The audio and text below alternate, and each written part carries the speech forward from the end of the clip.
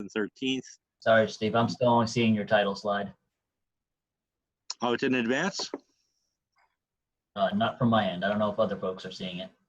No? Okay. Nope.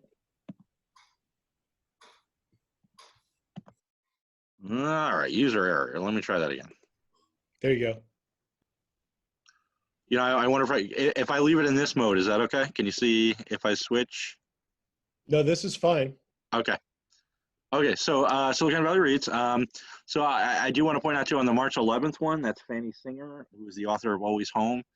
She's actually the daughter of Alice Waters, who you may have heard of. So she has a book out that kind of chronicles her, you know, her life with food and her mother, and it's really interesting. I hope you get a chance to enjoy some of the programs coming up.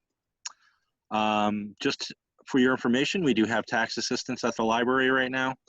So we have all the common forms. We have computer appointments if you need something to print out, and of course, a librarian is always there to help you too.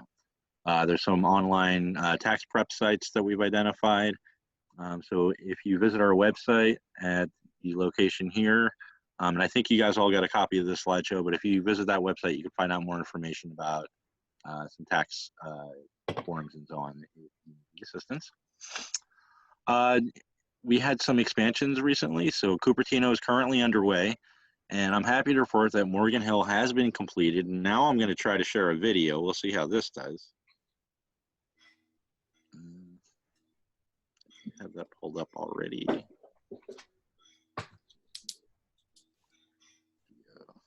There it is. Okay, before I start it, can you guys see the YouTube video? Nope. Nope. All right, I'm going to stop sharing. I'm going to start sharing again. Let's see if that works.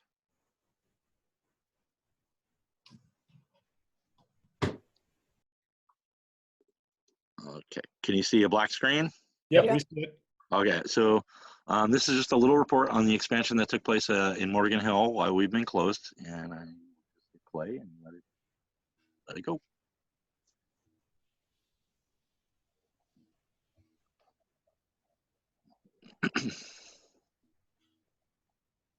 Nice.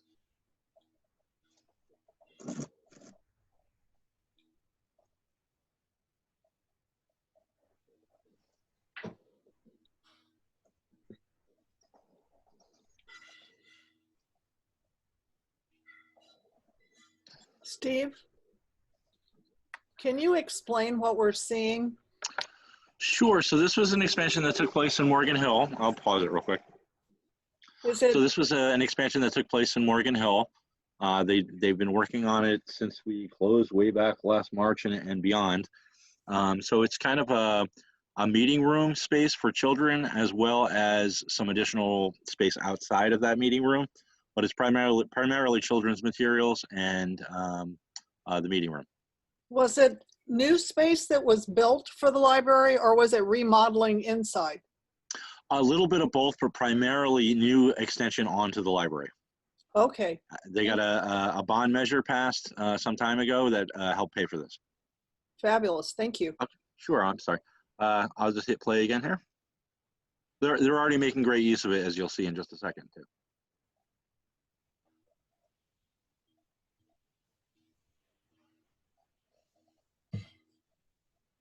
I think Freddie's point is that there's no audio. At least I'm not getting audio. I don't have audio, but I just wanted some background and, you know, context. Very nice facility. It is very nice. So Steve, how much square footage was added?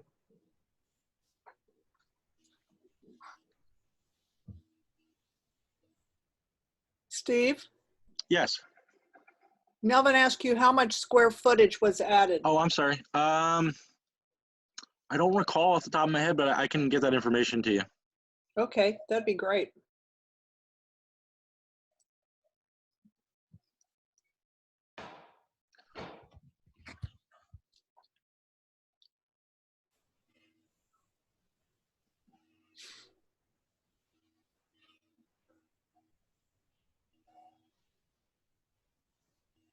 Is this like a COVID project that they're handing out lunches, or what's happening? Uh, can you guys hear the audio at all or no? No. No, okay. All right, well, I'll just talk over it, I guess, then. So this is our Lunch at the Library program. So we've been doing this down in Morgan Hill and Gilroy for, I want to say about 4 or 5 years now. Let me stop sharing here.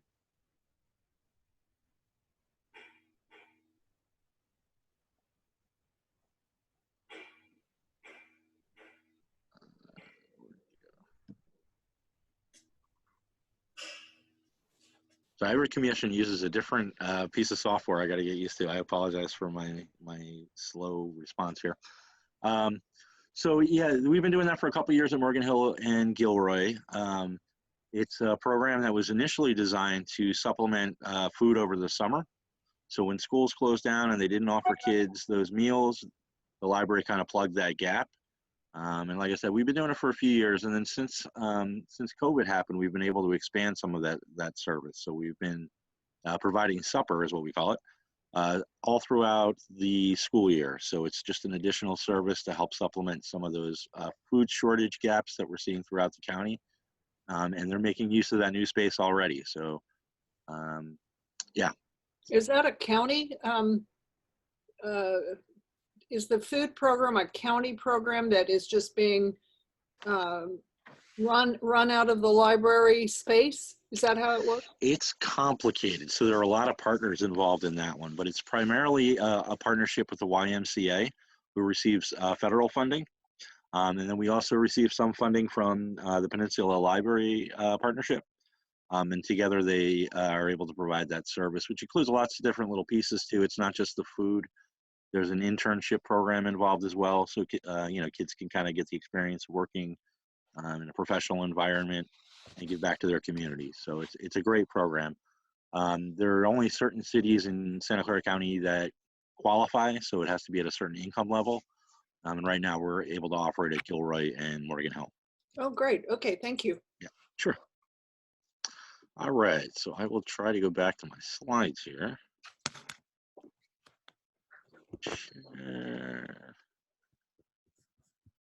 Okay. And like I mentioned, Cupertino is working on an expansion as we speak. The whole building is being redesigned.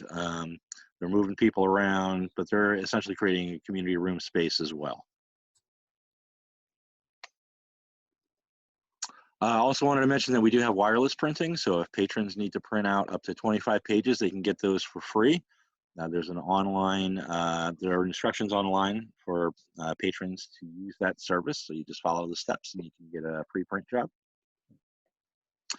Upcoming, we have SED Talk. So that's social and emotional I think distance learning talk for teens. And it's just a way to get teens together and have like a TED style talk. That's going to be on March 20th from 4 to 5:30. Just a reminder, we have the JPA board meeting on Thursday, April 29th at 12 p.m. Hopefully you can join us there. And finally, as we all know, Santa Clara County went into red tier a couple days ago. I think it was on Tuesday. And as such, we are responding as well. So we will be opening up lobby service beginning on March 8th, which is this Monday. So we had a plan in place ready to go for when we made that change in tiers, and we're going to enact it as soon as possible and get lobby service started at Los Altos and other libraries throughout the system. And I think that's all I have.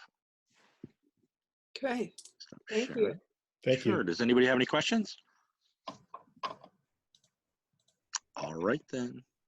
Thank you. Guess it's my turn. Steve stole my Yeah, I'll something mute good, you. but that's okay. See here, share screen. Where's the correct one? Here we go. Are you guys seeing the slides? Yes. Mhm. Excellent. Let me go from the top and see if I've managed to master this after 6 months. Here we go. All right, Los Altos Woodland Library, March 2021. Sorry, still no updates on Woodland yet. Still temporary close, but I like adding it in there so people don't forget Woodland still exists. Reporting out on our numbers in February, we had 5,811 visitors. Checked out about 24,796 items out and about 22,000 items checked in. about a 5% dip in visits, but nonetheless, we managed to have an increase in our checkouts, and I will directly attribute that to the GoGo Biblio outdoor browsing, and a bit of a drop in the check-ins, and that's explained by the fact that, you know, we dropped from a 96-hour quarantine to a 24-hour quarantine back in January, so there was that 3-day pile-up period of returns that we all checked in at once, so that's why there was the massive spike in returns in January. Some upcoming programs worth noting. We've got the Distinguished Authors Program nailed down at last. As you all know, Lolly was sponsoring Robert Sapolsky, who will be coming virtually on April 14th at 7 p.m. There are 3 other authors that have been invited. This is a combined kind of program project. We're working with Cupertino, Saratoga, and the South County Libraries. So very exciting to see those programs come in April and May. Lolly is also doing their annual speaking volumes program. This will be on April 7th at 7:30. We are getting set up with that event as we speak. That's why you kind of see that little black bar at the bottom. Bob had created this mock-up of the ad he wanted to do, and he had a bit.ly link, but it wasn't a real bit.ly link, and I didn't want anyone to think that they could actually use that, so that's why I kind of blurted it out at the bottom there. But another very excellent program coming our way, also in April. Tudor Ponds, Los Altos, and Saratoga took the funds from their respective Friends of the Libraries and started a separate session just for those 2 areas.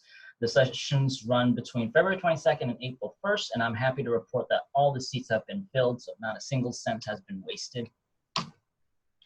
As mentioned by Steve, wireless printing is something that is available now. We've got our printer up and running, we've tested it, and folks should be able to print via sending their files from home and coming in without an appointment and just asking to use the machine. So that'll be nice for a lot of folks who previously had to sign up for appointments and sometimes taken up a slot when it could have, you know, been open to someone else for 50 minutes for other use.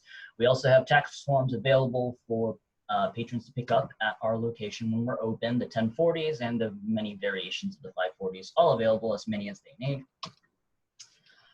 We've been, for those of you who haven't been by the library this last month in February, we've been testing outdoor browsing, which has been quite fun and I think quite successful. Patrons are very, very happy to be able to browse outdoors.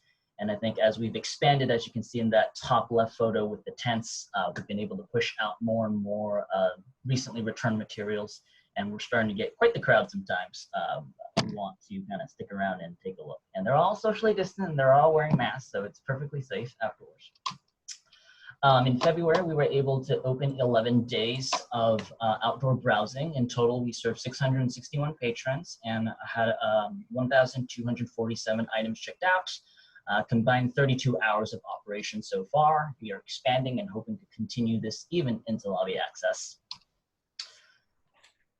Thinking about the future, there were some things about our space that we wanted to reevaluate. I know the sofa in the children's area has been a fixture in our community for many years, but we were kind of rethinking how the pandemic affected our library and our service model, and we really wanted to give thought to how we can kind of pandemic-proof our library for any future situations we run into. It's very difficult to keep something like that clean when you're trying to, clear of any germs or any bacteria. And of course, it's very difficult. You can't really put it away or put a cover over it and get patrons to stop, playing on it without a lot of effort. So with the idea that the main branch may be kind of staying in this format for a while because we won't be getting a new building, opening up new space for us to kind of implement new strategies and ideas. It's just seemed like an ideal time to deal with it before we reopen back to the public. So as you can see in the second photo there, we are fixing it up. We just have a little bit of work left and it'll be ready to go for Rose to dream up whatever big dreams she has for that space. And as Steve mentioned, the tier system is now tied to our reopening plans. March 8th is when we'll be jumping back into doing our lobby access.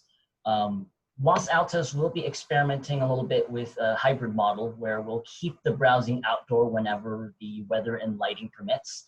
I think this will solve one of the main problems we ran into when we first did lobby access back during the winter, which was the extremely long wait times patrons were complaining about. I think this gives the two types of patrons the best of both worlds. For those who are just strictly here to pick up their holds, the lines will move really quick. For those who really, really want to browse, you know, it's outdoors, it's safer. We don't have a timer breathing down their neck waiting to kick them out. They can browse as long as they like. In fact, today we just had one young lady and her daughter. They just decided to sit down on the curbside and just read for 20 minutes, and we were totally fine with it. And we're hoping to see more of that when we jump back to lobby. And that's it for me. Did you folks have any questions? And I can't remember if I mentioned it before, but Rose will be back March 8th. So this is my last meeting with all of you in this capacity. It's been wonderful working with all of you. I will still be at Los Altos as a supervising librarian. So don't be afraid to reach out if there's anything I can do. But yes, Rose will be back next week.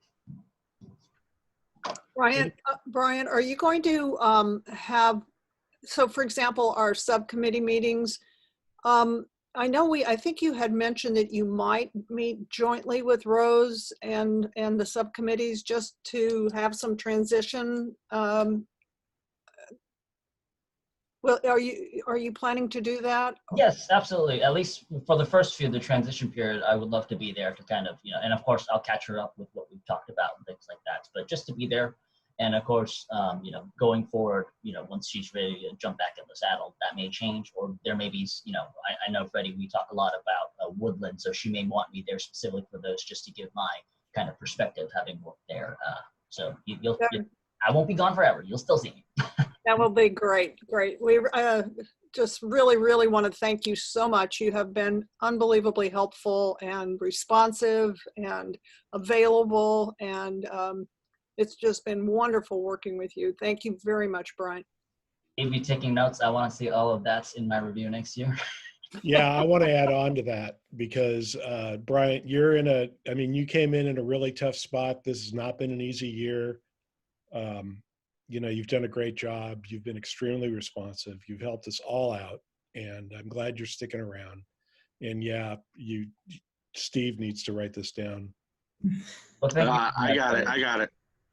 I want to jump in too. I was going to say, you know, Brian has been so responsive and supportive and flexible, trying to keep Friends of the Library operations going any way possible. And we've had to, you know, everybody has had to come up with creative ideas and just being able to just make things happen. And Brian's done that. And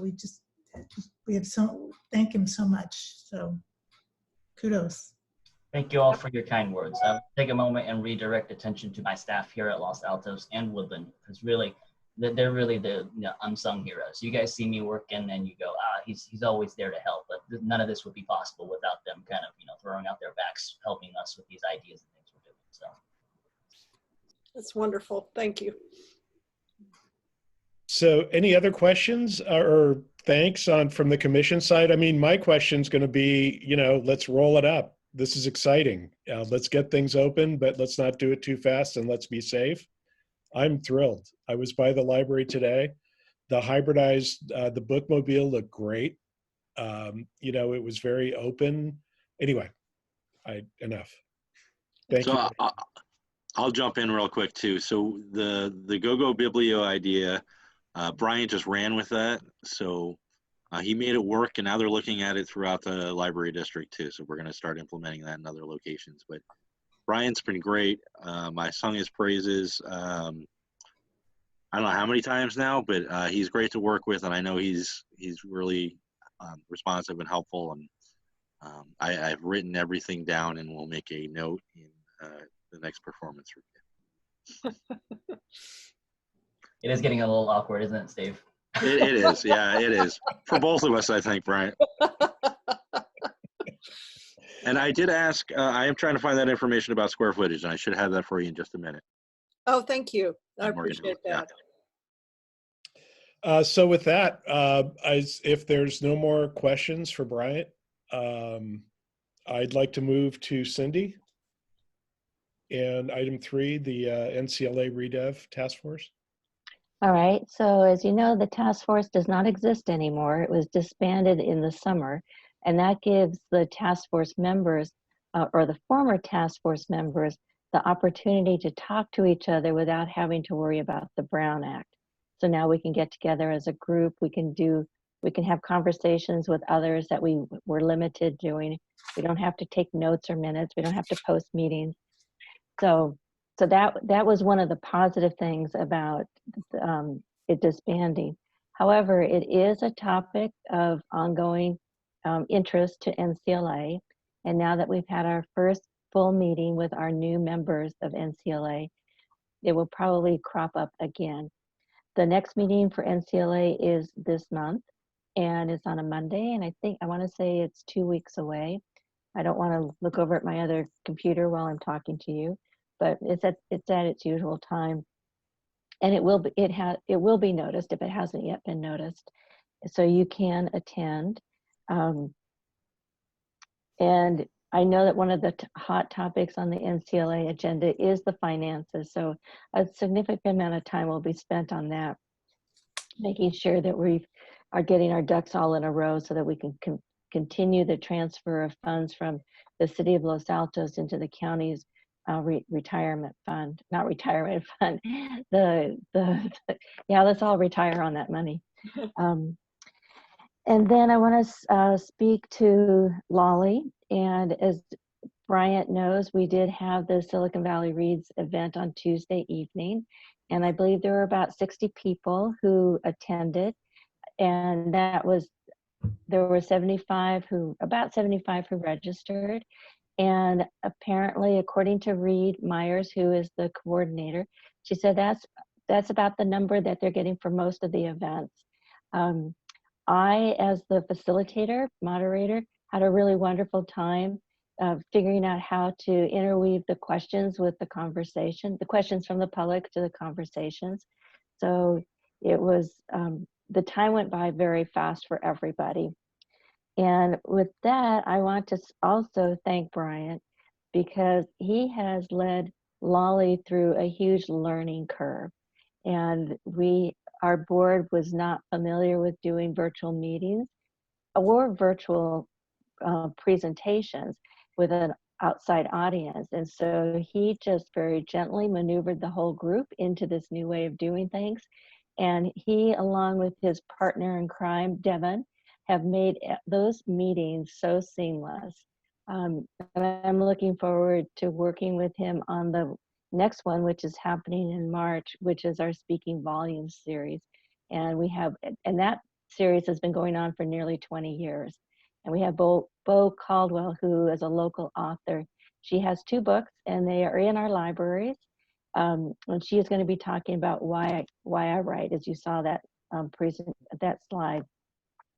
So I just want to make sure that, Steve, you heard our reasons why we heart Bryant. So, and that is it for now. So any questions? Just a comment. I saw the Carol Novella Zoom meeting, and I thought it was excellent. It was really wonderful. Thank you. Thank you. The night before, I had gone to the Milpitas Book Club conversation about the book, and that was fun and fascinating. You know, facilitated by the Milpitas librarian, and then all of these other people who've known each other for years. So it was casual and fast moving. It was really great. And then yesterday, I went to the 4 o'clock Carol Novello session sponsored by San Jose Public Library, where we actually got to see other animals, other four-legged creatures. And just, it was a whole different kind of conversation, but still just as heartwarming and entertaining and informative. Oh, she's a great speaker. She's very good. Thank you. And you did a great job too, Cindy. So. Oh, thanks. All right, so back to you, Pierre. Thank you for Lolly for sponsoring the homework pods along with FOL also. That's what we're here for. That's all I Well, can we didn't sponsor them. The tutor pods, we did not That sponsor was them. Friends. My apologies. Yes, the Friends Yes. kicked everything in on that one. And what a good segue into Catherine's presentation. Or no, I apologize. Or hold on a minute. Where am I? It should be Catherine. We just flopped. Oh, so sorry. It's okay. I can deal with it. Okay, so I have just a quick point here somewhere. There we go. Shoot.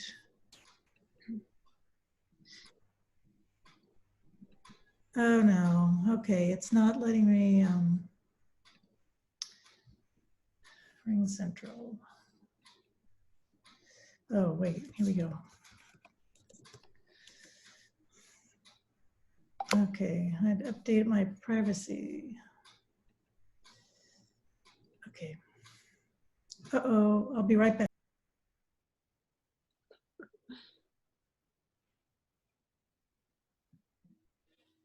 I ran into the same thing earlier, Jamie, as you know.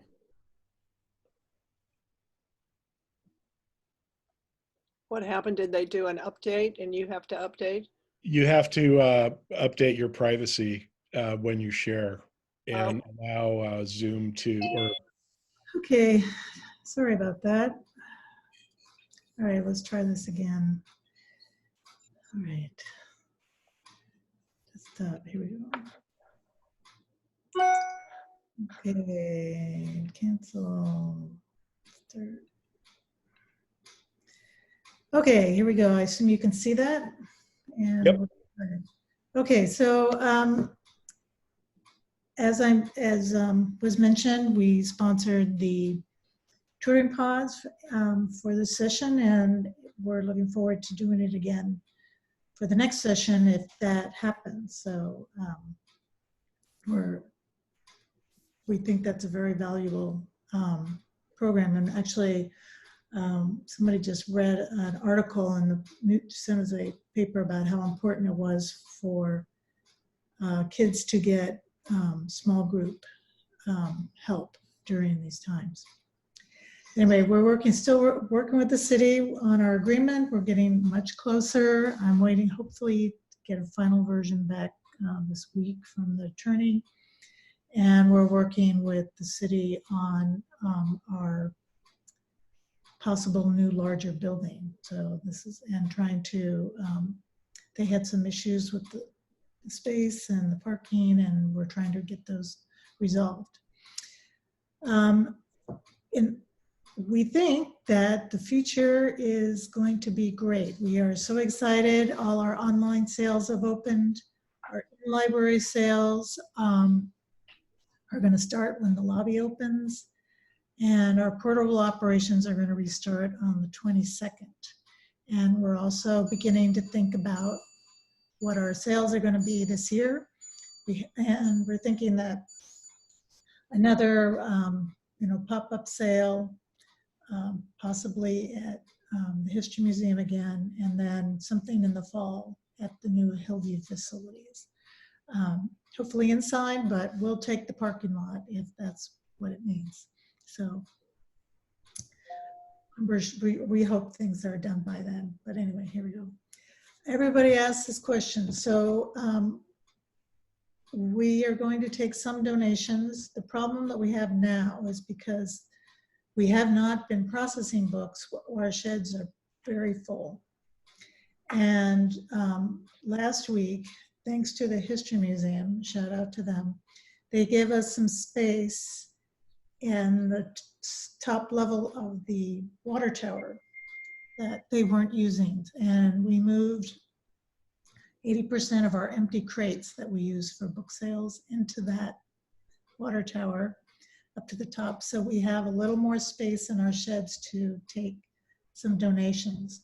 So we're only going to open this up to people who have actively made inquiries on the website. But since you can see the days and times, if you came by with yours, I won't say anything. Just show up and bring your books in a box and we'll take them. And then hopefully once we get started processing the books, like in April, we'll be able to open up more wide to the general public. But we'll probably keep this Wednesday, Saturday schedule just to keep things under control for a while. So that's pretty much it. Do you have any questions? I will stop sharing so I can see. Where do you go to drop off the books? The sheds?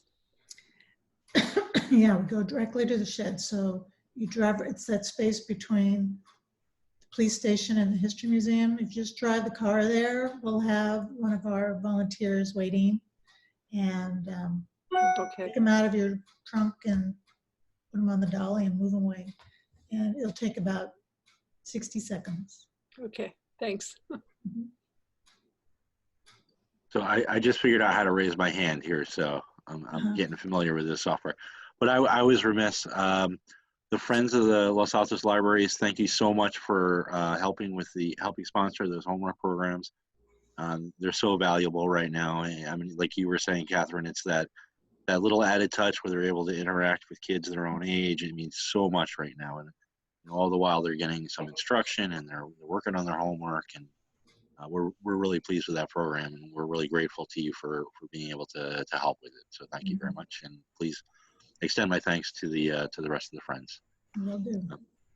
And then the other thing, just to go back to the Morgan Hill question, it's 2,490 square feet. Thank you. Appreciate it. Sure. Are there any other questions?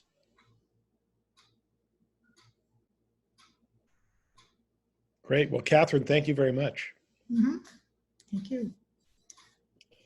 All right. So let's see if I can read the agenda.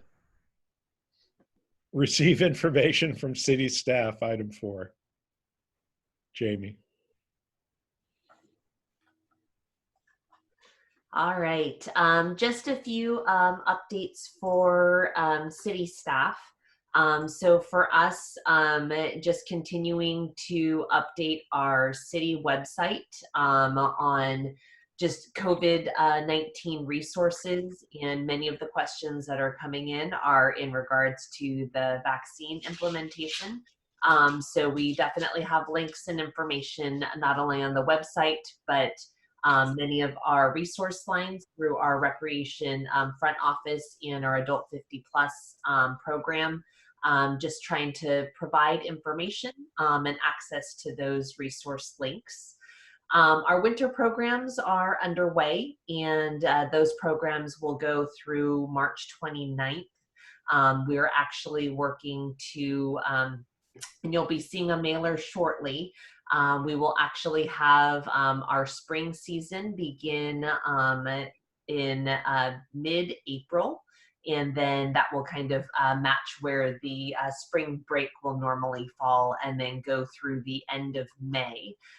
But all of the information on our classes and how to register will be on our website, and in the report it does include the direct links if you want to sign up for any classes, and a direct link to our virtual recreation center as well too, which has a lot of free resources, including links back to the library as well, because they have wonderful resources too. So just trying to cross promote as well. Excited with our spring season as well. We will actually be launching a new software system. Our old one was quite dated, and that's actually been one of my projects over this past year. So it's been a labor of love, and we're probably just about 90% there. We're hoping and expecting to launch on March 22nd with our spring registration. So it should be much more user-friendly and much easier to use than our previous software system. So we're very excited about that one. In addition to that, We also have our Adult 50 Plus program. They have their Spotlight newsletter and many activities for those that fall into that category or interested.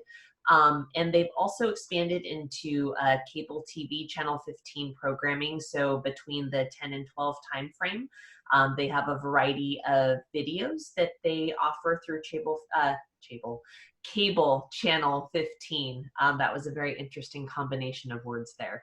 And then in addition, we have our newly imagined annual Egg Extravaganza. Obviously this year we're not going to be doing an in-person egg hunt. If any of you have ever frequented that event, it was usually lots of people, lots of kids, and we didn't do one last year either. That was just about when the pandemic hit.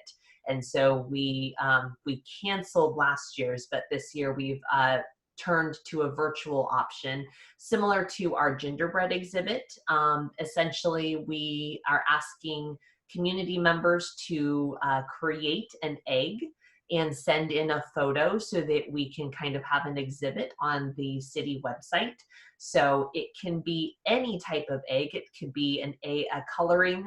We do have some images on the website that you can color and submit a picture there, or you can create something else, a 3D egg, anything like that. So if you're interested or would like to participate, there is information in the report and on the website as well too.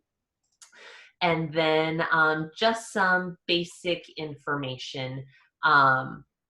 There's a Master Gardener presentation that was actually shared, and that'll be next week. And then there will also be a virtual scavenger hunt, and information on that is on the city website. And that is it for us.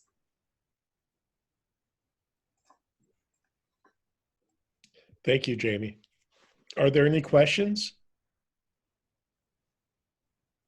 I have one that was probably answered elsewhere, but is the city helping people who don't have web access get shots or get their vaccines? Like, are we actively going out to older age groups, let's say, and being proactive? So at this, interesting that you asked that question. I had a recent meeting with other rec managers with other cities as well. There are a few cities that have looked into or started some of that. I think actually it was the city of Milpitas that brought up, and they were looking into that. At this point, it's those that have called in, and we're kind of connecting them with the resources or assisting them with making sure that they know where to get the information. But we have not pivoted to do that kind of outreach at this point. Just asking. I know other cities have. No, I will definitely take that information and share that and see if that's something, although at least at the moment, we do have limited staff. So I'll take one. If they want to call me, I'll take a shot. No, absolutely. Anyway, thank you, Jamie. All right. So with that, we go into the items for consideration and action. And I was remiss to not put out a call for public comment for anything not on the agenda. So is there anyone in the public wanting to comment on anything not on the agenda? Now is the time to raise your hand.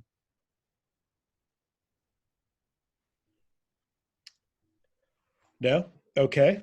Nope. So with that, would someone like to make a motion approving the minutes, or is there any discussion about the minutes of last meeting? I have one just slight amendment to make to it. It's just a typo. On item number 2, information from the Friends, the last sentence, instead of "they is a discussion," I think it should read "there was a discussion." And with that amendment, I would move that we accept the minutes of the meeting of Thursday, February 4th, 2021. Second, I'll second.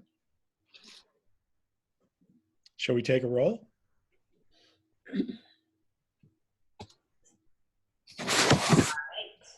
Commissioner Carter, Yes. Commissioner Crane,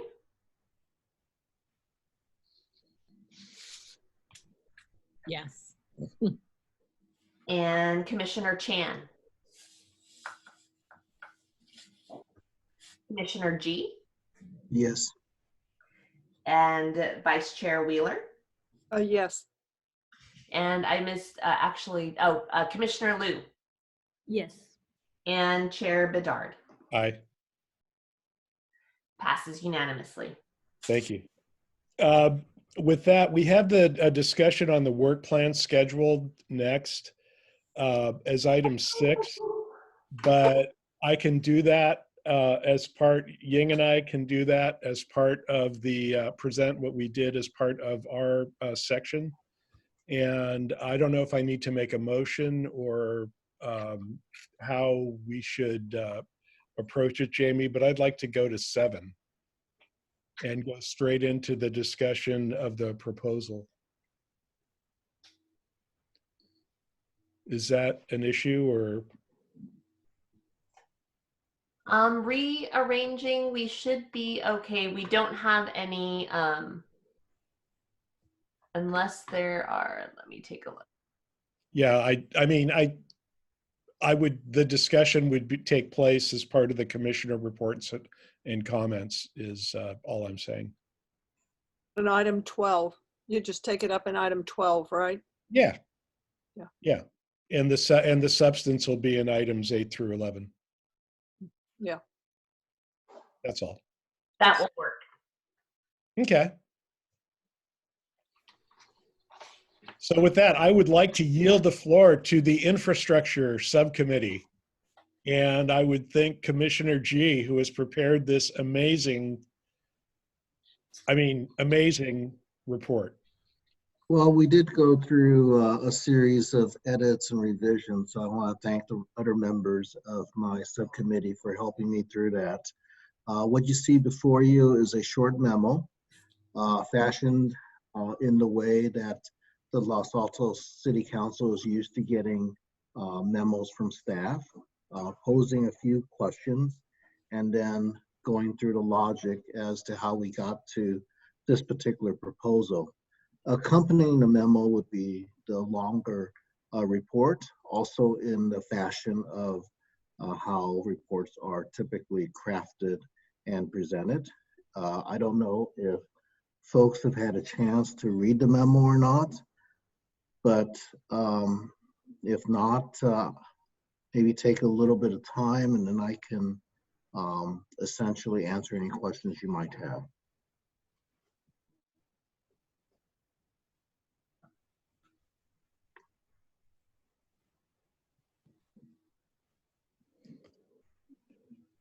Maybe it's best that I kind of walk through it a little bit. So last year, we, the infrastructure committee, wanted to take a closer look at the parking situation. It had been a given that we actually do have a problem. So one of our tasks was to try to figure out if that really is the case or not. So we created a work plan and executed against that. And that included taking snapshots of the parking situation at the library at different points in time, both when there are events as well as during the course of a week, and doing that over similar timeframes each day. And what we found is that we do run short on parking, and that even though we have a reasonable number of spaces, reasonable number of parking spots relative to the square footage of the library, and we did this by looking at other libraries in the area, nonetheless, we basically had parking shortages compared to those libraries. There were some hypotheses as to why that might be the case. One of which is that we actually have across the street commercial parking that has a 3-hour time limit, whereas the library, the civic center has no time limits. So the proposal is basically, as a first step, is to suggest that we have a similar time limit to help make life a little bit more consistent for the patrons of the civic center and the commercial district. We move to next page. Oh, yeah, this is the main report. The memo, on the other hand, if we go up to like slide number 2 or slide number 1, is you'll see a summary of findings further down that basically said that 1, we definitely have parking issues. That we, as I said already, we have a good number of spots relative to the other libraries for the amount of square footage that we have for the library. And the fact that of the libraries that we benchmark, Cupertino does have time limits. Even so, that, you know, and they are similar from the standpoint that they have a common campus for a number of other civic functions in addition to the library.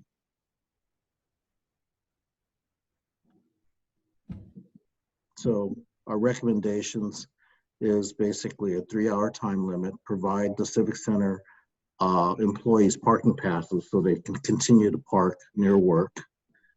There are some financial implications which Freddie helped me word, possible revenue increases offset by the need for additional enforcement of those time limits.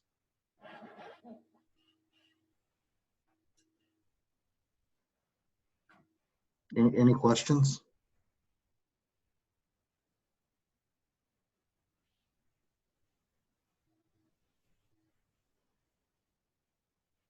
No, I have a comment. I just got an email today from our volunteer coordinator who, unrelated to what you know, knowing about what you just did, was that she was complaining once again of seeing people park and then walk over to downtown. Saying, you know, we don't have enough space for our own volunteers, you know, so anyway. We're very happy you're doing this. So anecdotally, you can confirm that this does occur. Yes. You know, it's interesting because I have an employee parking permit for downtown, which costs $37 a year. I mean, it's unbelievably inexpensive, but I can't tell you how many people I work with who do not have one. And I just don't get it. There's so many places downtown with that white dot in the parking space means you can park there an unlimited amount of time because you have a parking permit. And there's an enormous number of them, but yet to save $37, they're gonna go park in the parking in front of the library and then walk across San Antonio. Go figure. Oh, go ahead. Sorry, Nolan. No, I was just thinking that since we know that there are parking issues at the campus, the question becomes how do we handle it, right? It's a supply and demand issue. We're not going to spend money on adding spaces at this point. It may be a consideration going forward when we talk about a redeveloped library, but the new civic center, the new community center is not going to have additional parking compared to what we had before. So parking is going to continue to be an issue. It's not an issue right now while we're still under some level of lockdown. So if we want to do something that doesn't really impact the residents right now and the patrons, we should consider doing the time limits. So therefore, as traffic gets back to normal, you know, people can get used to it. And it seems like this is a common sense way of essentially managing the supply of parking. So I'm going to reach out for advice to Councilmember Meadows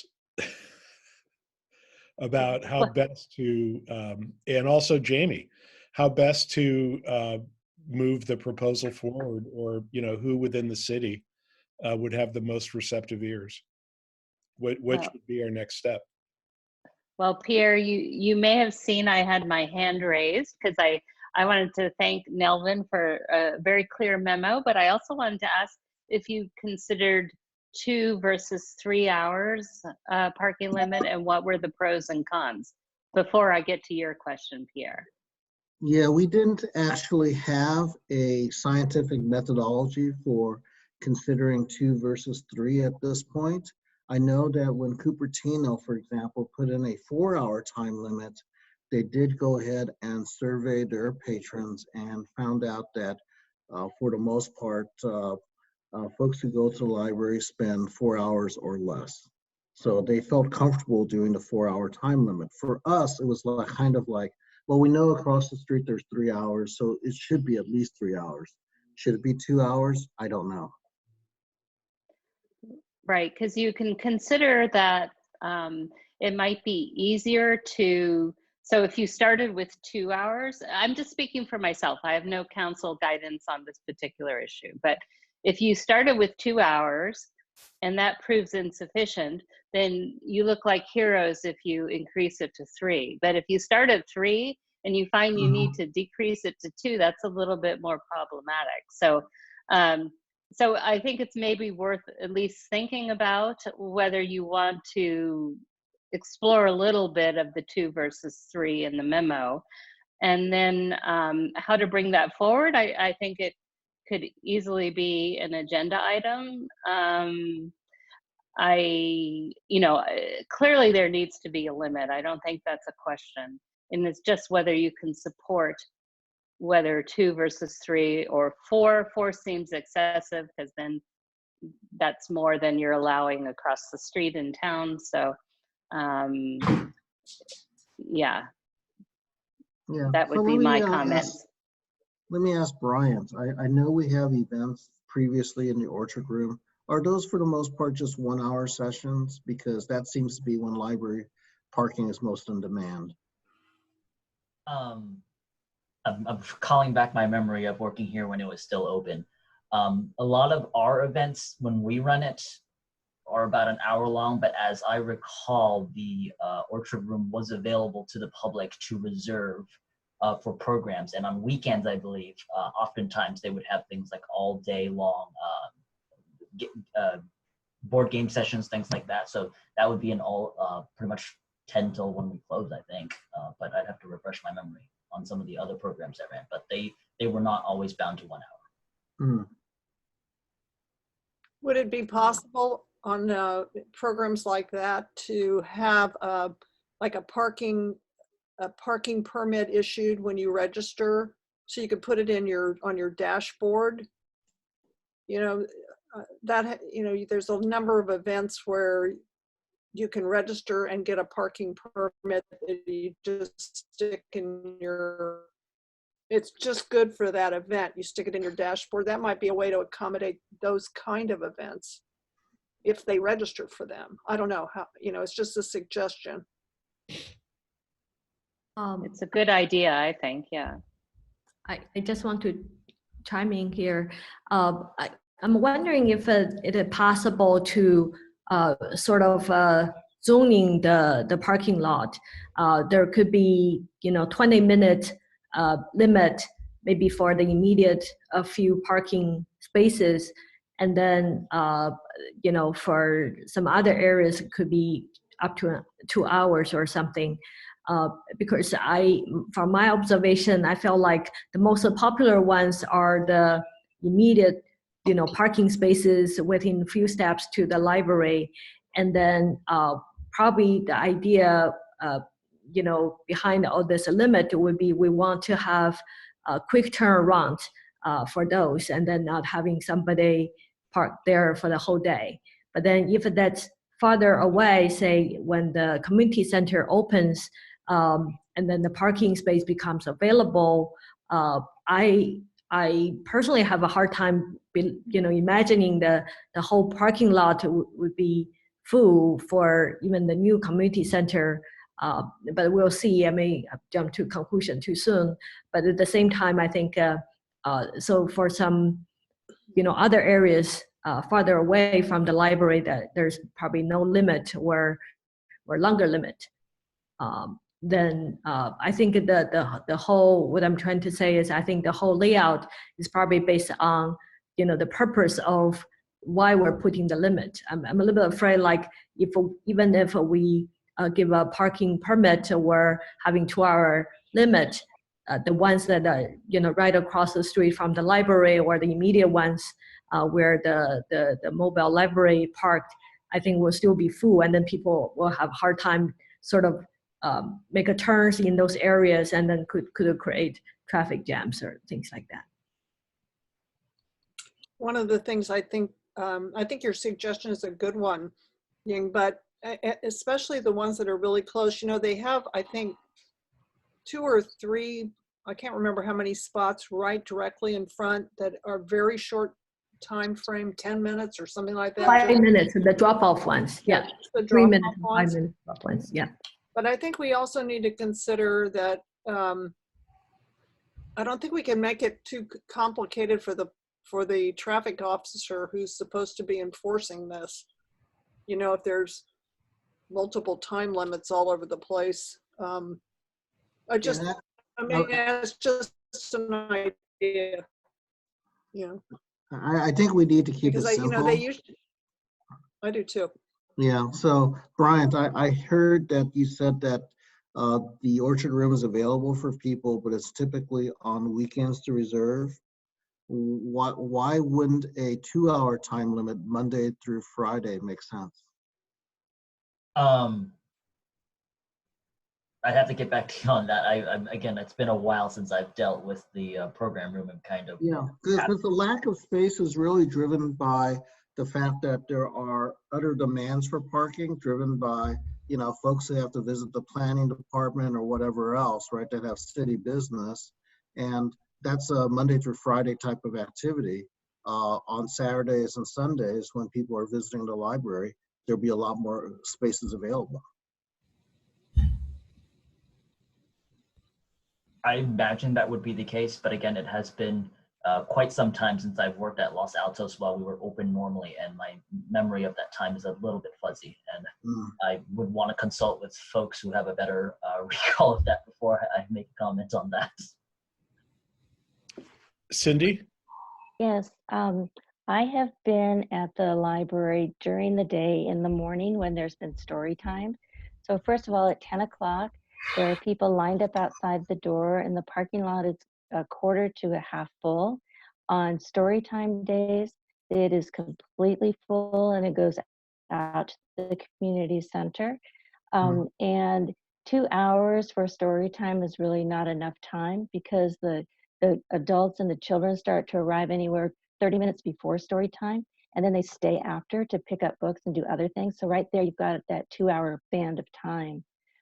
So if this were to go forward, I would recommend a 3-hour as the minimum, because that's a comfort zone. 2 hours is going to crowd people and make them anxious about having to get out of their parking spot. Yep. And then on story time day, that parking lot is just completely full. I cannot emphasize it enough at how full it gets. And another time period is around the 4 to 7 p.m. time, where students, high school students and others are coming and going into the library. And if there's any other kind of events, both at the community center and the library, then you see a huge amount of parking issues, people circling. And that brings me to the other point about, I'm concerned about assigning parking passes to people who register for events, because the parking lot may already be full.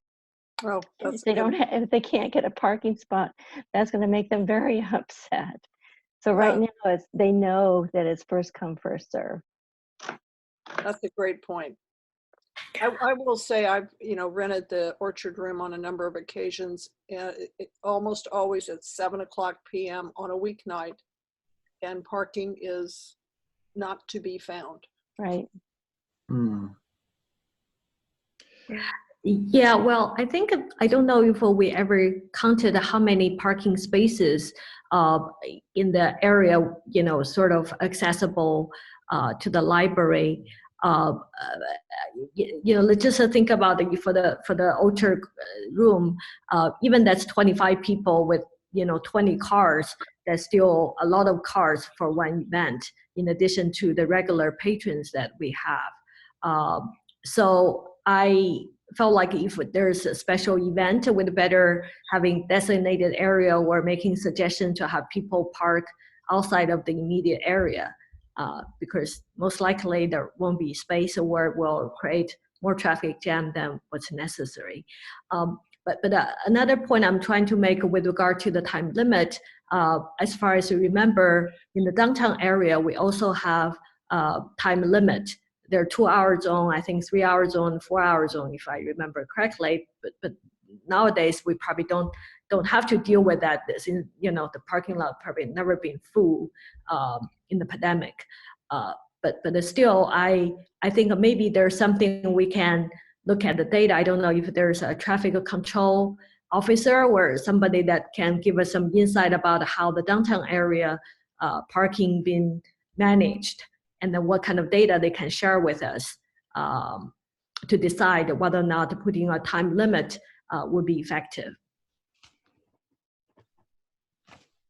Well, one thing that Nelvin has, I think, suggested is that there may not be an issue now, but once things return to normal, there will be the same problem again.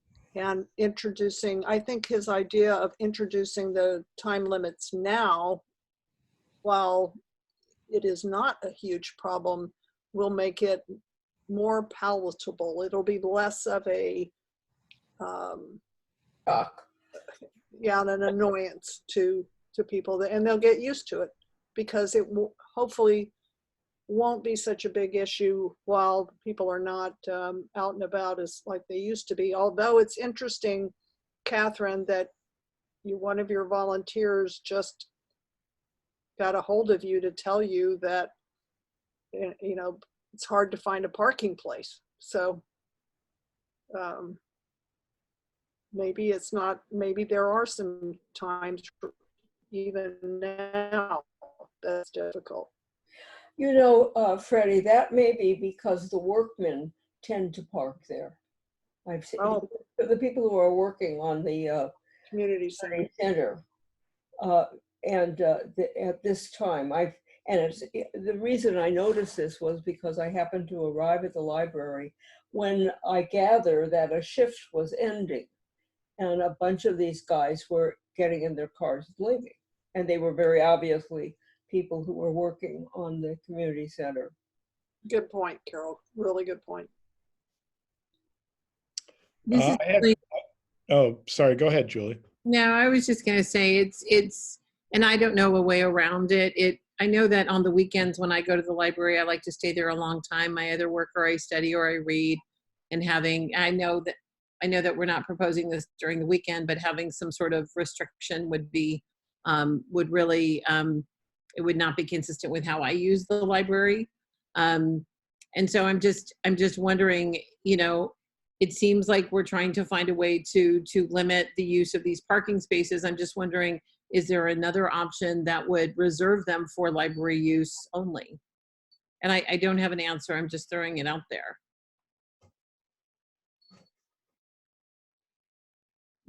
So the point I was going to say, that's sort of germane to that, is that what we're suggesting, we don't control, the city controls the parking in the Civic Center, totally, completely. They control the people who enforce it, of which there are not many, of whom do a lot more things. The things I like about this proposal that Nelvin put together is that it's got a lot of data.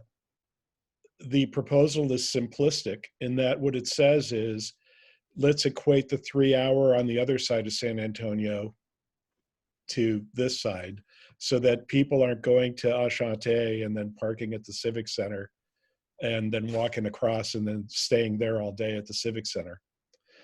So from my perspective, it's a great report, and getting it to the city so that they can take action on it is really what we should be, or evaluate, do something with it is what we should be looking to, because we alone can't.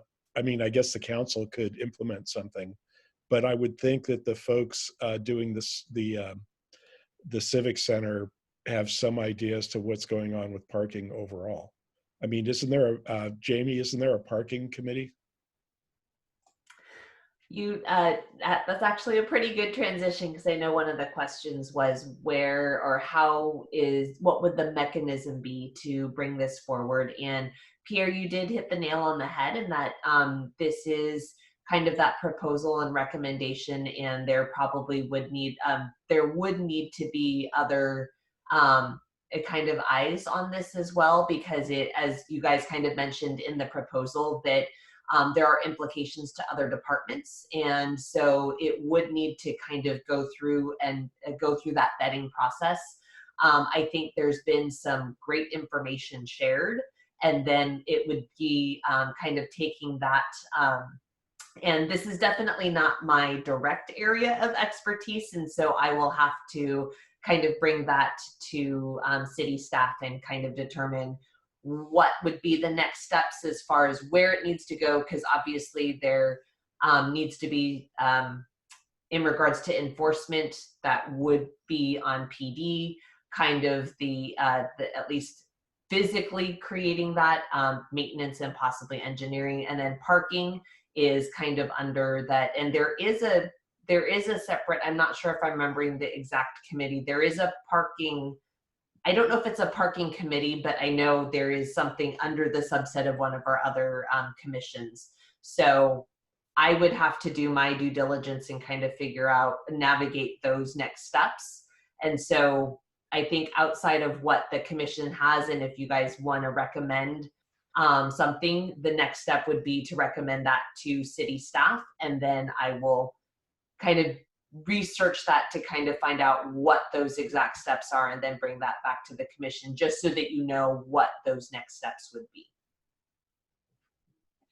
So should we here though vote on this to see that the commission in its entirety is for this proposal, and then the next steps would be for Jamie to find out what kind of input from city staff is necessary? Or, Jamie, if we approved it and then just sent it forward to the city, the staff and the council, I think, wouldn't it go first to staff for them to do everything they need to do before they then submit it to council? Wouldn't that be either way? Yeah, I mean. Yep. And then they could tweak it or do whatever they need to do, and then ultimately it's up to the council to decide whether or not they want to impose any kind of parking time limit. Yep, you got it. Okay. So before making a motion, or someone making a motion to accept this, I'd like to go around to each commissioner and make sure to get your last comments about this, if there's any questions or anything. And I'll start from the top. Carol, with you. Well, I'm on the subcommittee, and I really like this proposal. And I think the 3-hour limit is very practical, and it's justifiable because of what goes on across the street. And I can't see any reason why it would be difficult to enforce it. It's just some person walking around every now and then marking a tire. And a few people would maybe pay a fine, and they would learn to have their, to pay the $37 if they work in town. So I'm all for this. I think this is a wonderful proposal, and I think Nelvin did terrific work. Thank you, Carol. Ying? I think in general, I like the proposal, and I want to thank Melvin for all the effort in bringing this up. I think, to me, I think 3 hours sounds reasonable, but on the other side, just scanning through the proposal, I probably missed the detail about, weekend, or there's, daytime versus nighttime type of details. So I think in general, I support putting time limit, in the parking area. I just feel like probably a little bit more details should be added before turning this into either traffic commission or city council for review. Just to be clear, what we're doing is we're forwarding the proposal as written, with the recommendation that they take it under advice. I mean, we'll do a motion, but with the recommendation that they take it under advisement and flesh out all the issues that you're talking about. In other words, they would look at, literally getting down to the very detail level. That's really, we're just moving it on to someone who hopefully can take it and run with it. Yeah, I'm fine with that. I just probably, if we're going to put a motion, I think I will support this. What I'm not quite familiar with is the process to get it through whatever the next authority is, because I'm afraid like people may focus on other details, and then not necessarily not necessarily, I think really focus on what we're trying to accomplish. Because there are times like I've seen discussions like people maybe nitty-gritty, picky on something and then forget about the big picture. I think our proposal is the big picture. So I, for lack of knowledge of this, authority who will approve this, I just felt like maybe we can provide a little bit more detail. But I think I support this. Yeah. Thank you. Regina? You're on mute, sorry. I like the proposal that Melvin has. I think he puts in a lot of work. I think the 3-hour limit is a good start. That makes people think that maybe they shouldn't abuse it, right? They park the car and then they have to be responsible of picking it up within a certain time limit, and they don't have the whole day. I don't know if it will deter. I think what we're trying to do is to deter the people that park the car at the library and then try to walk across the street to have lunch for 2 hours. They can still do that. So I don't know if the 3-hour limit will do anything for that purpose. But I think I have to agree that it's good that we are just preparing the proposal, throw it out, and maybe the city has some feedback and there are better suggestions, because our goal really, I think, is to deter some of those people who are not supposed to be parking at the library to begin with. So.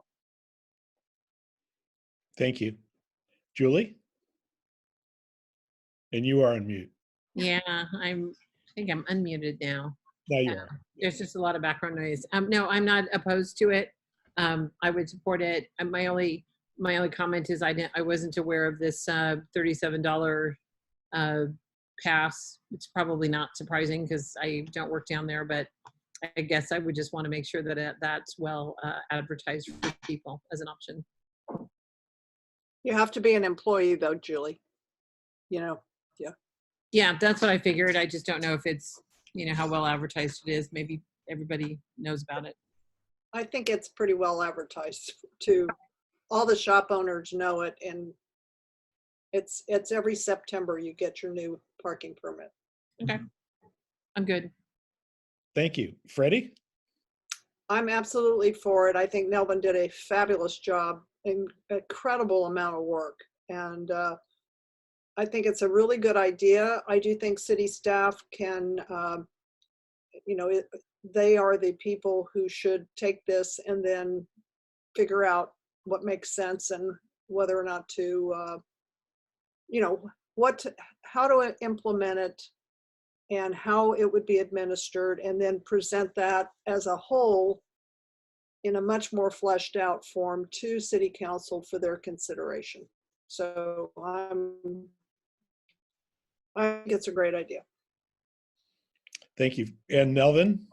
Yeah, I guess after hearing all the comments, if we want to put in additional details, we can harmonize with what's across the street and have that detail in there, whether it be Monday through Friday, 3 hours up until 5 or 6 p.m., that kind of thing. But we can also word it in such a way that city staff could take it and finesse it as they see fit. I really think that there's going to be a lot more detail that'll come out of it.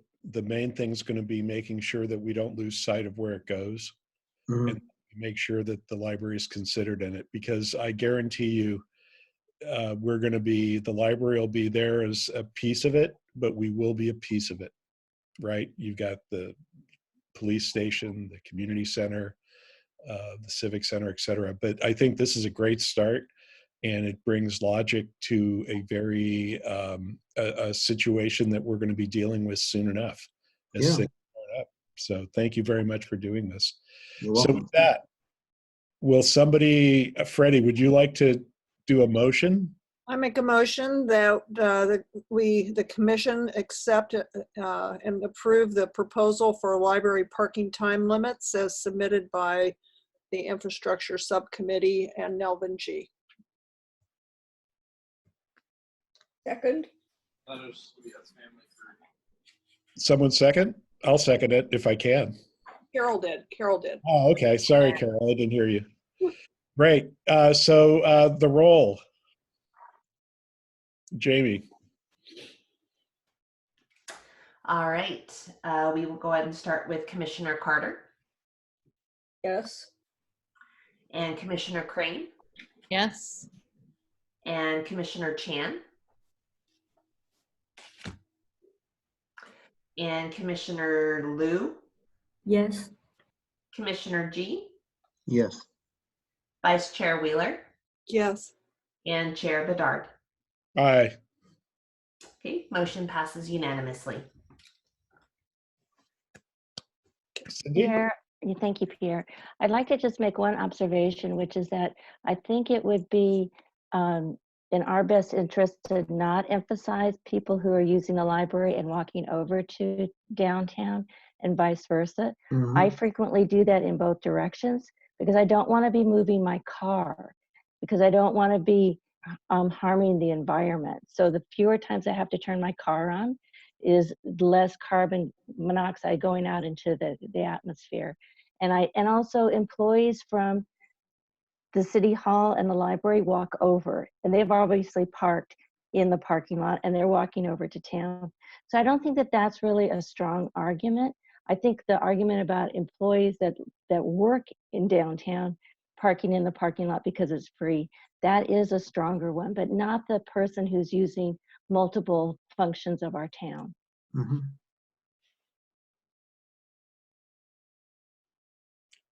Okay. So I'm done. I think I'm so glad the motion passed. I'm looking forward to seeing where city staff and city council take it. Thank you. Okay. So with that, we go to the next segment of the meeting, which is the commissioners' reports and comments, and starting off with the Infrastructure Committee. Okay. Nelvin finished his great proposal. Okay. We met a couple of days ago, and I really did mean to type up the notes from that, but I did not. We're still looking at the Woodland branch, and we're looking at various options for temporary buildings. We've been talking with Bryant about what are the constraints, what would make it difficult for that expansion with respect to staff. And so we're trying to keep all of that in mind. But this is a project that will take some more time. It's obviously a project that what we're trying to do is just, you know, have ideas that are pretty well fleshed out to have available in the event that it could be possible to find some, you know, that the city A would be, would approve doing this, and then obviously funding is the bigger issue. But anyway, that's an ongoing project. One of the things that came up in our subcommittee meeting, and I want Nelvin and Carol to also chime in, but one of the things that Nelvin and Carol and I recognized that we wanted to bring up at this meeting was Nelvin, you're on the Futures subcommittee, right? That's right. And we were talking about how this project actually affects Futures and it affects the infrastructure. And then on the Awareness Committee, we've talked about how awareness and services have a great deal in common. And we recognize that if we're trying to talk about this, we have a Brown Act problem. So we, you know, at some point I would appreciate it if we could put on the agenda how subcommittees who have overlapping subject matter can work together in a coordinated way, and still respect the Brown Act restrictions, which you know, I'm in my mind trying to figure out how to get around that, and I just don't see it. Because if you talk to one more person, you know, there you go. So I just want to bring that up because we know we've talked about this. We've talked about overlapping subject matter, and we need to figure out what we're going to do. So that's Carol and Melvin, please chime in. Yeah. No. No, about other issues, you know, other matters that. Yeah, I mean, the future subcommittee, our deliverable is kind of an integrated roadmap towards the future of the library, whether it be redeveloped or something else. And the last time the infrastructure committee met, the subject matter of access key cards to make use of Woodland came up. And that was definitely on our radar screen for the future subcommittee, but it came up in infrastructure. And that led to our discussion as to whether it's a Brown Act violation if I serve on both subcommittee and I'm communicating, you know, what one subcommittee is thinking of to the other subcommittee. Yeah. Because you're the only common member of Futures and infrastructure. You know. So anyway, it's a problem. Jamie's got a, yes, go.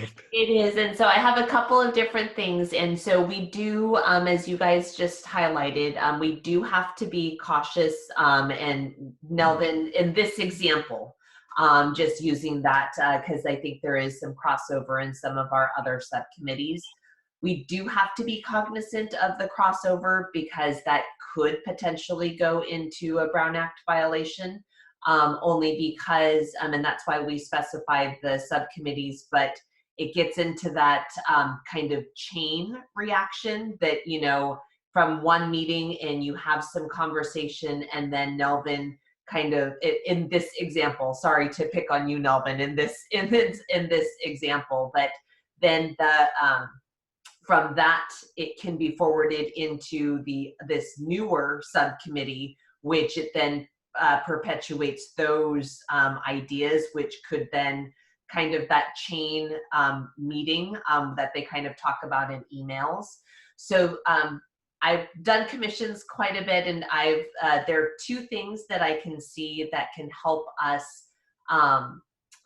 help avoid something like that. And so there is many of the topics that you have do overlap. And so in those instances, what is specific to your subcommittees, probably the easiest solution would be to then agendize that for the full commission, so that everyone is a part of those conversations, and then it is a publicized public meeting that if a member of the public wanted to be a part of that conversation, they can.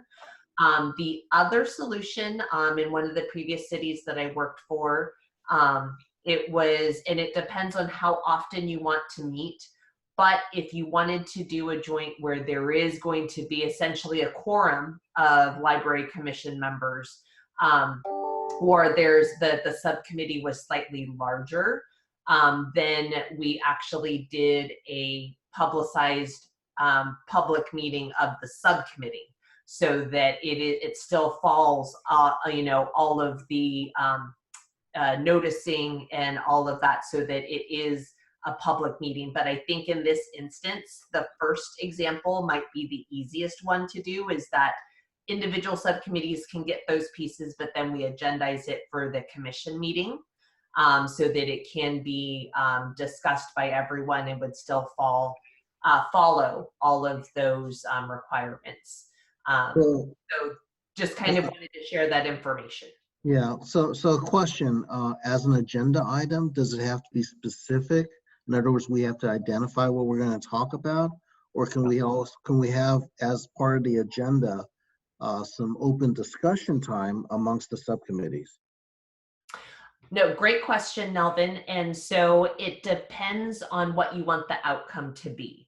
So if it is going to be, so discussion, if you wanted to have, so similar to like the section of the commissioner's reports and comments, kind of an open report out. It could be a section where you can discuss. Now, if you're expecting and would want a formal action, then it should be identified and listed in the for action section. So just a small distinction between those two things.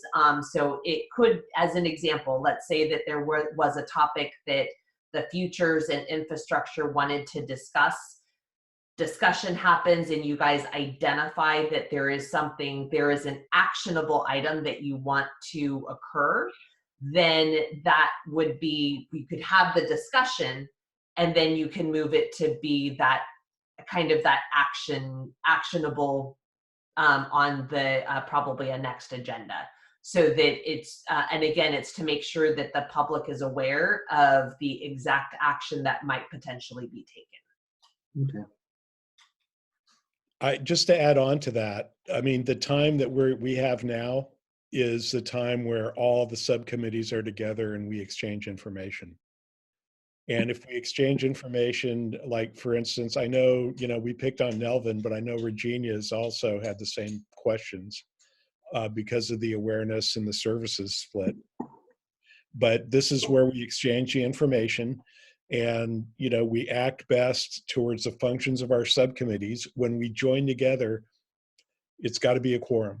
As Jamie says, you know, if we have to schedule another meeting, then we do. Yeah. You know, the problem wasn't being able to discuss it at this meeting. The problem was the notice requirement, and just how specific you have to notice what you're going to talk about at these meetings, you know, in some respect. So what I'm wondering about is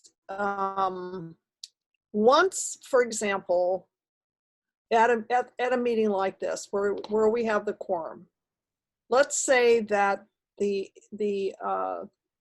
key card access has been discussed.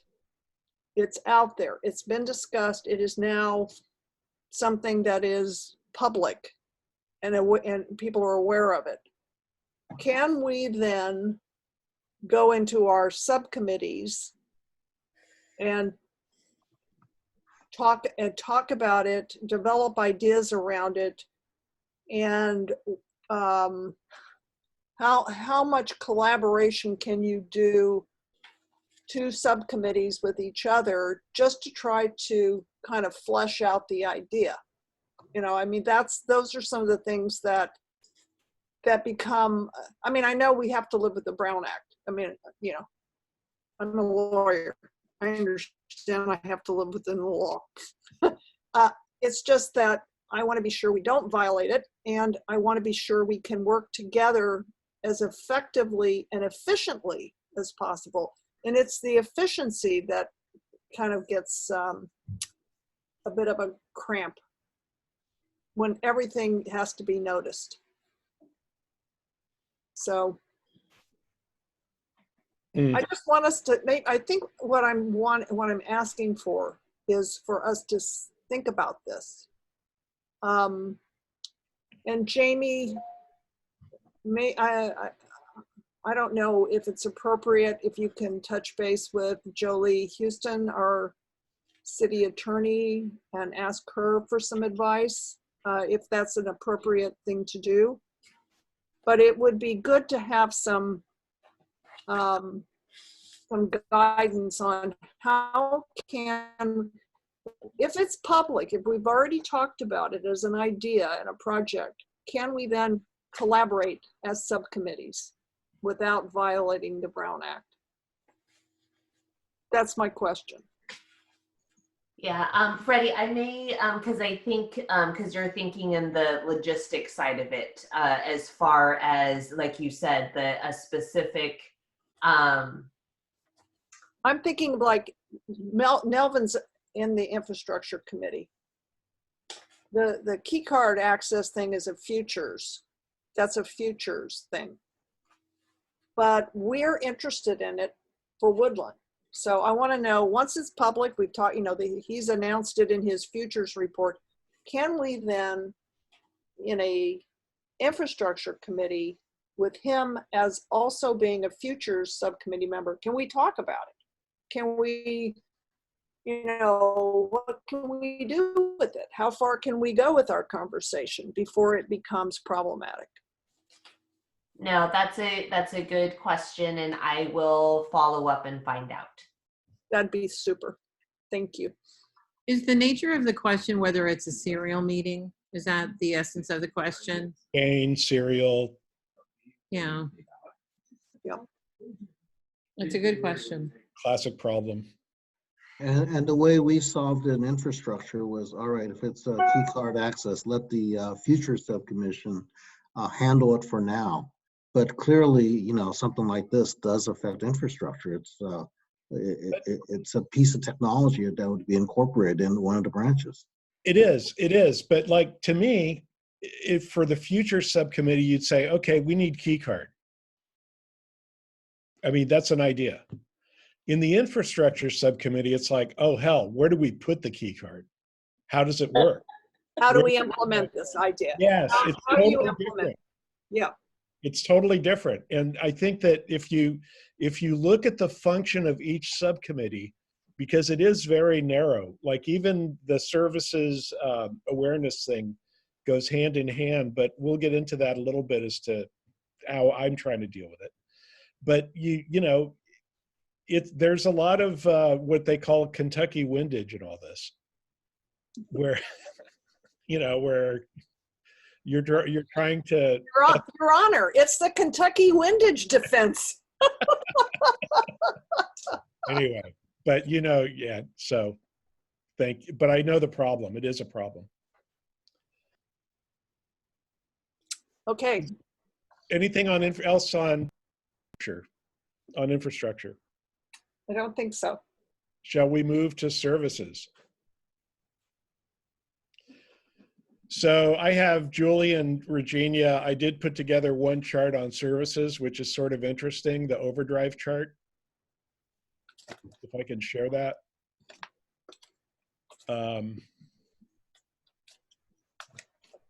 And hopefully you guys can see it. Can you see this? Yes.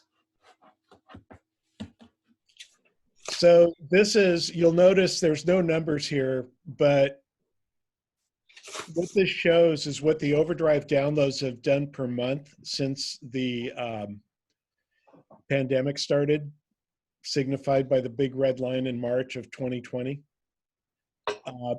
And it's gone approximately, what was the number? Is it 200% higher, Bryant? But it's really gone up and it's not going back down. I think Overdrive has identified Santa Clara County as being, you know, a prime client for their stuff. So you can see it went up in March and it's not going to go back down. Our usage, the people are using different services.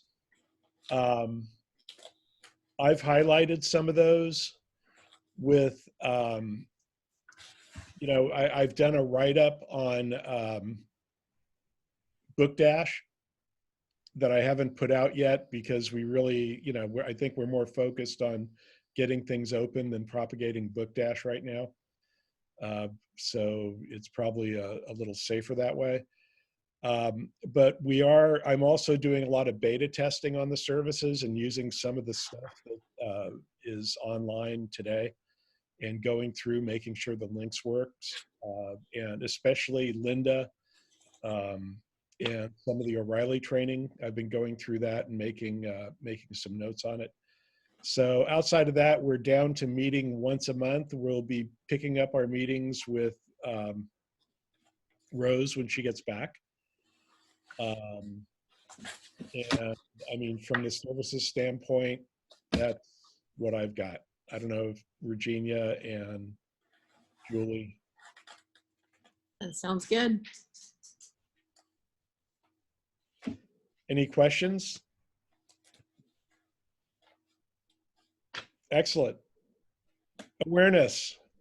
And we have a presentation on awareness, I believe. Virginia, take it away. Okay.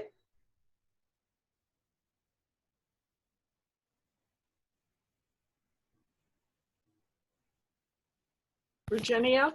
I'm not on mute, right? Okay. There you go. So, it's just a short follow-up.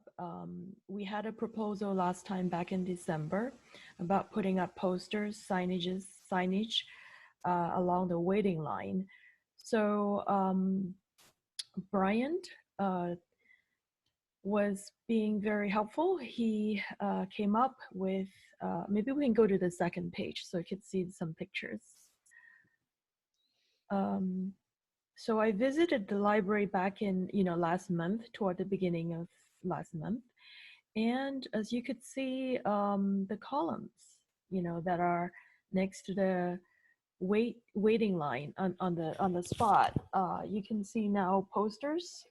There were 4 or 5 when I visited the library. I'm not sure currently how many there are. And you can see the line and you can see some examples of the posters that the librarians did, and they look great. So I wanted to thank the librarian for adopting this proposal. I will pass it on to my staff who helped me create that, and the number varies depending on the wind. Yeah, I think he's using some tape in the back. So fantastic. And Carol, do you want to talk about your PSA program that you instituted and the fact that you got 2 of them out there? Yes, we have made contact with, or Bryant has taken care of this, contacted the Foothill College radio station, and they do announcements twice an hour, and you just give them the information and they put it together, and I guess they decide how many seconds they're going to devote to it. So that's fine. And also the television station, Channel 15, and Brian took care of that also. The only one that I'm not sure about is the Kiwanis. Kiwanis said that all we do is we send them information that we want announced, and they put it in their email to their members. They do not have a newsletter, but they were very happy to send out anything that would be of interest to people who belong to Kiwanis.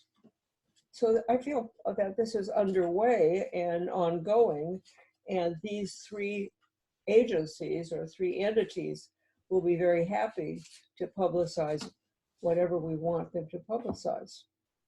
And you were able to, and Bryant, together with Bryant, were able to publicize the Carol Novello event that Lolly sponsored. So that got publicized through the radio station and the TV station. One of the things that I was thinking would be a great thing to use your PSA project for is the tax assistance that's being offered by the library right now. You know, we have a Lolly ad that will be in next week's Town Crier. This one is about the Learning Express, and it's for career preparation.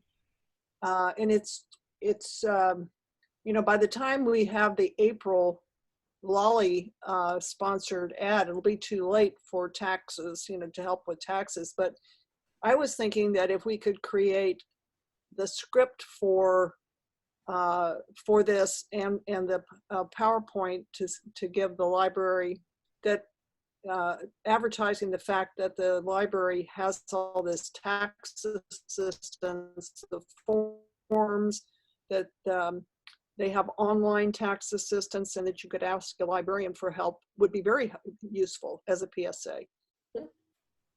So I think that's something we could work on right away to get it out. Brian, is that something that you feel would be a good thing to use to advertise with the PSA? I think so, yes, and I'm happy to work with you guys on that. Perfect. Okay. Okay, so we're just continuing with the ads and the PSAs, and that's our report. Any questions? So I have one, or I actually have another channel for you. I got interested in the Mid-Peninsula Post. Have you guys seen the Mid-Peninsula Post? I just saw it today. They were written up in the Town Crier. It's a bunch of high school students that have put together a newspaper that's actually not bad. And I had a talk to a guy named Tomoki Chin, who's like the editor. Sorry, I mean, I just had to call him and find out because he was doing some cool WordPress stuff and I wanted to know what he was up to. But nice cat, Melvin. Lovely cat. Yeah.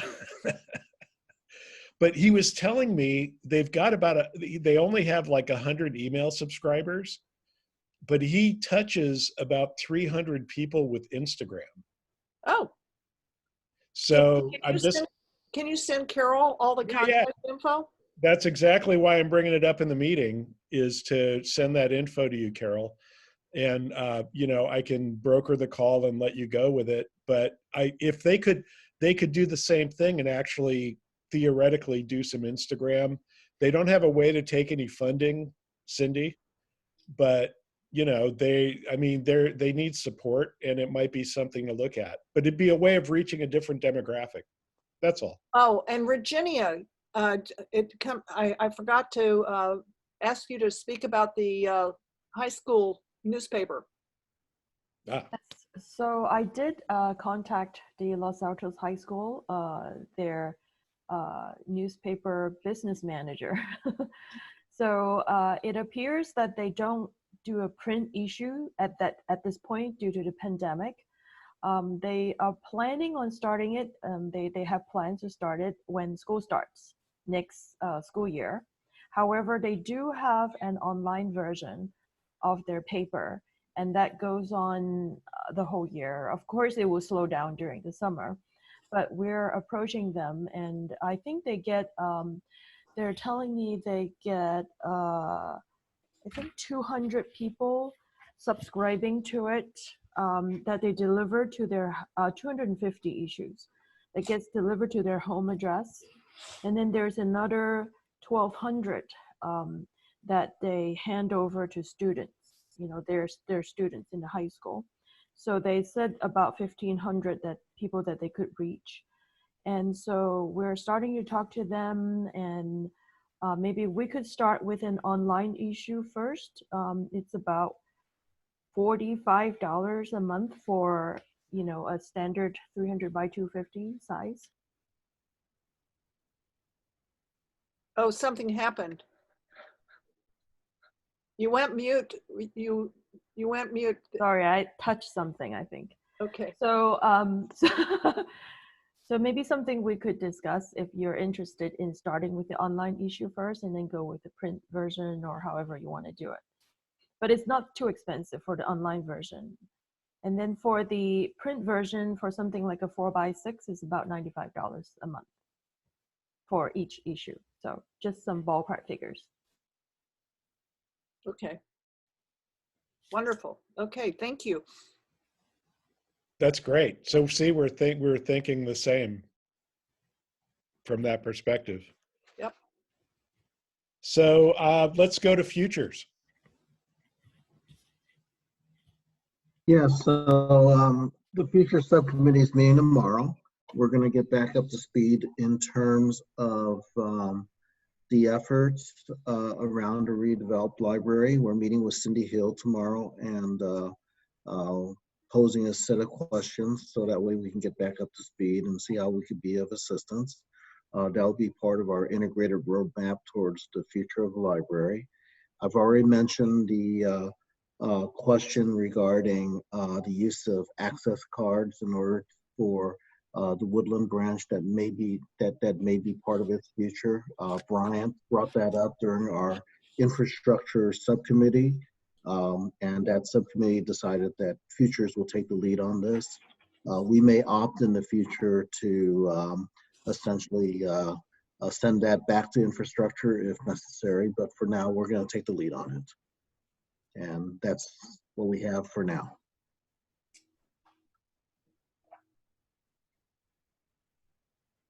The only thing I have for you, Nelvin, is I was approached by Darwin. I don't know Darwin's last name. I just know him as Darwin, who's a friend. And he came up with some data from way back. I think Cindy was in the Friends meeting too and saw it. But there's an old study from like almost 10 years ago that I'm getting a copy of that I'll get to you guys. I'll probably get it scanned in because there's probably more than you that want to see it. But is that the 2008 study? Yeah, that's on the website, and the 2018 study was done to update the 2008 study. He mentioned, you know what? I'm not sure. He called it some name. Mm-hmm. I wrote it down. They usually get named after the organization that did the study. Is it a needs assessment or something else? It is a needs assessment. Mm. It's fairly lengthy. It's a good read, but actually if you read the 2018, it pulls in the 2008 study information, because the 2018 study was at that consulting firm was asked to look at the 2008 and see what needed to be updated, if anything. And of course, they came back with lots of recommendations. Yeah. Okay. Thanks, Cindy. So when you get that, Nelvin, you'll know what it, or Pierre, you'll understand where it's coming from. Yeah, and Cindy, I did send you some of my questions. And thank you very much. They're quite good.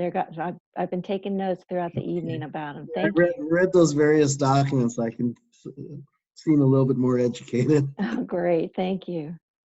And were we going to have Cindy? Somebody mentioned, I mean, we're not at the future potential. Okay. Yeah.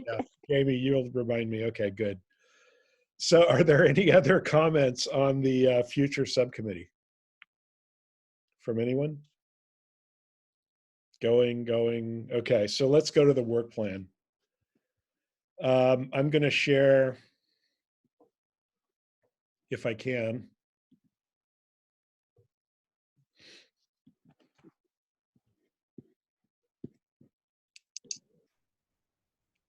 Now, of course, it's playing in my other screen, so bear with me just a second.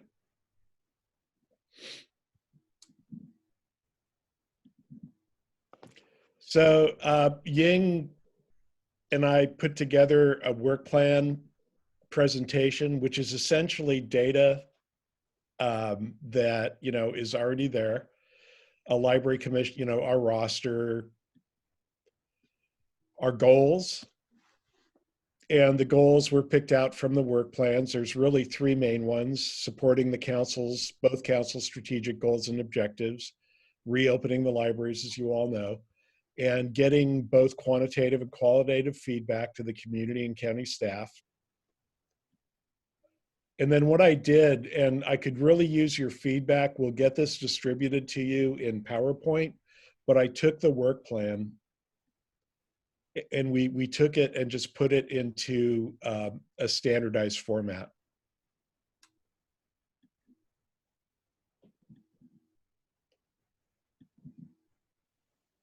And that's basically it for the work plan. Something else I've done, sort of along those same lines, is put up a website called library.bedard.com. And what I do, and what you'll see, there'll be a March community library. I'll be taking the presentation from tonight, putting it up here.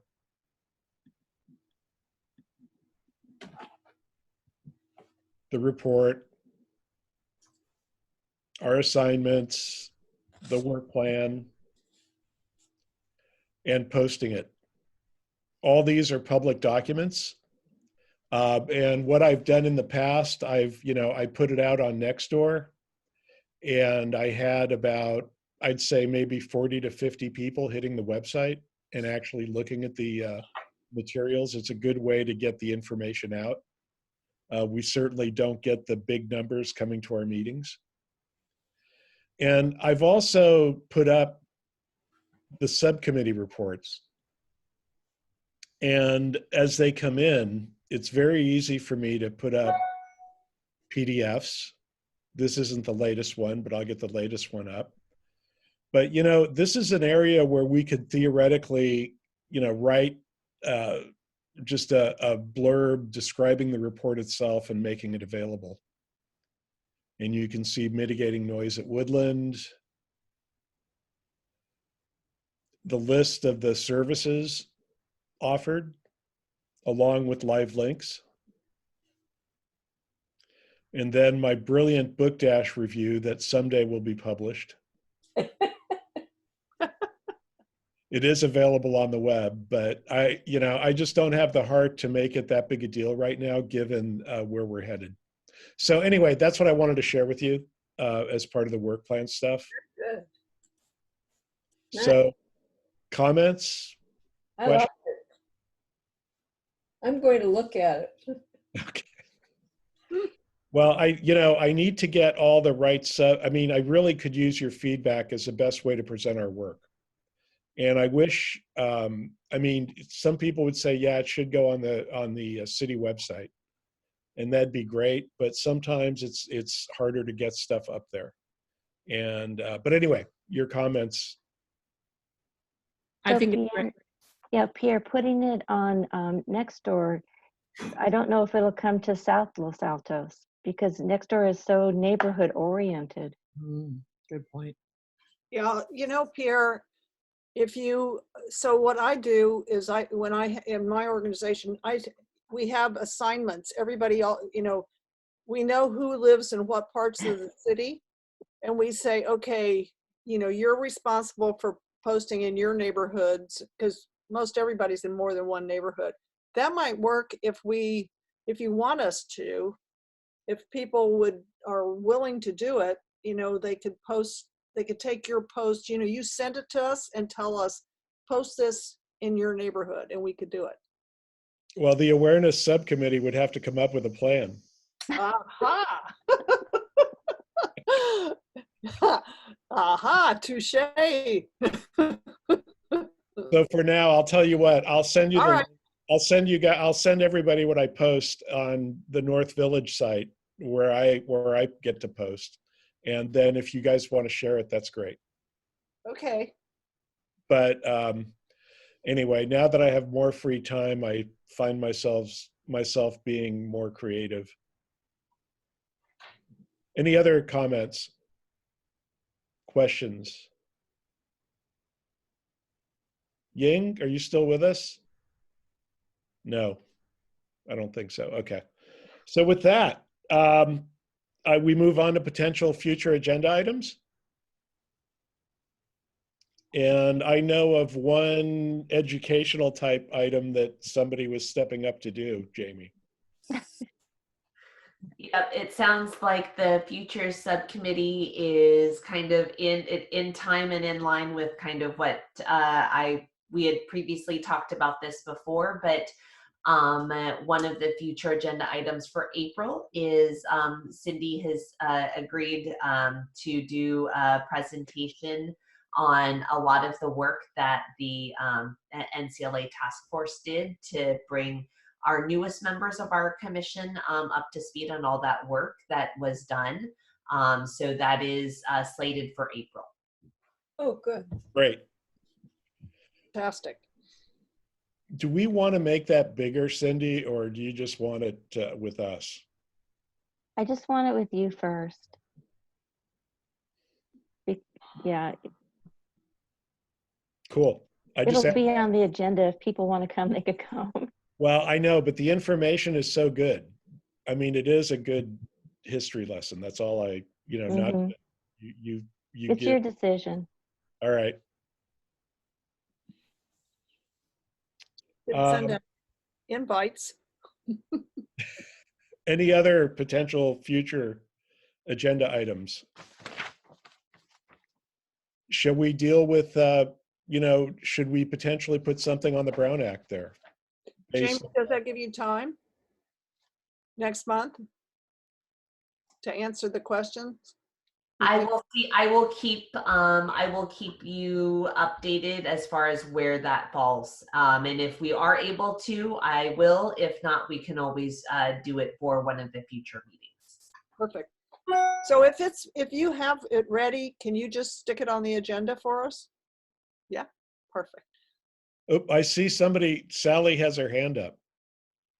Yes, I do. So I just, so Pierre, I wanted to say, well, there's two things I want to say. One, Pierre, impressive information you're sharing. It does seem like official information, but so I'll leave that between you and Jamie to figure out how much you can actually put on the city's website, because it is real information. You're not just riffing off the top of your head by yourself. So, but anyway, but Cindy, I just want to acknowledge I owe you an email, and I will suggest a date when you and I can chat. And so I didn't want to miss this opportunity to tell you that. I've just been deluged. Of course. Thank you, Sally.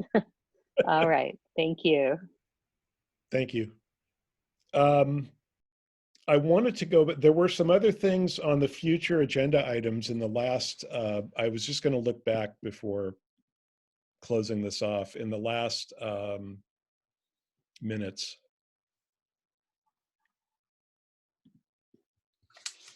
I just wanted to see.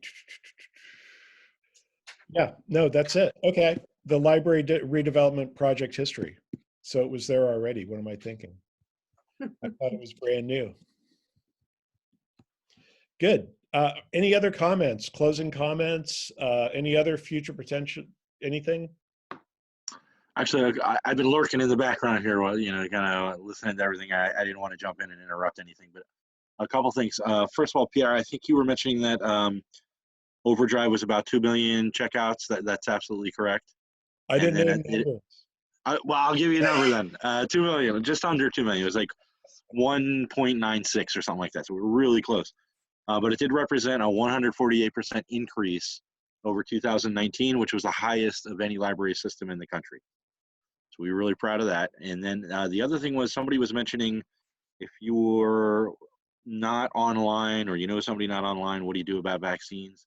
The county's actually recommending to call 211, the information hotline, and they'll be able to assist people who don't have access to a computer. Oh, good information. Thank you. Sure. Okay. So with that, I will adjourn this meeting of the Library Commission of March 4th, and I thank you all very much. Nelvin, great presentation.